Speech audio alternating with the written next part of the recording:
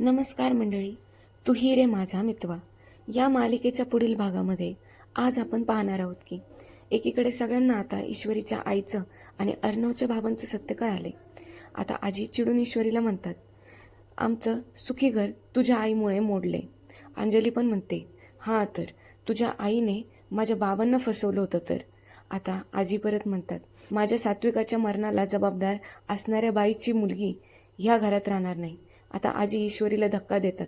तेवढ्यात आता अर्णव तिथे येतो आणि ईश्वरीला सावरतो आणि आता तो कठोर आवाजात सगळ्यांना म्हणतो, माझी बायको या घरातून कुठेही जाणार नाही आणि तुम्हाला आता हे कळलेलं जे सत्य आहे, हा भूतकाळ आहे, हा मला आधीच माहीत होता.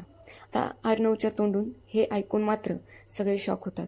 वल्लरीने सुप्रिया घरी कधीच येऊ नये यासाठी मस्त बंदोबस्त केलाय, पण ह्यात आता नम्रता आणि आकाशचं नातं भरडलं जाणार आहे. आता पूर्ण चान्सेस आहे की सुप्रिया तिच्या मुलीचं लग्न शुभमसोबत लावेल. मग तुम्हाला नम्रता आणि शुभमची जोडी कशी वाटते ते तुम्ही मला कमेंट बॉक्समध्ये कमेंट करून कळवा. आणि हो, चॅनलला सबस्क्राईब करायला विसरू नका पुढील अपडेट जाणून घेण्यासाठी. Bye bye.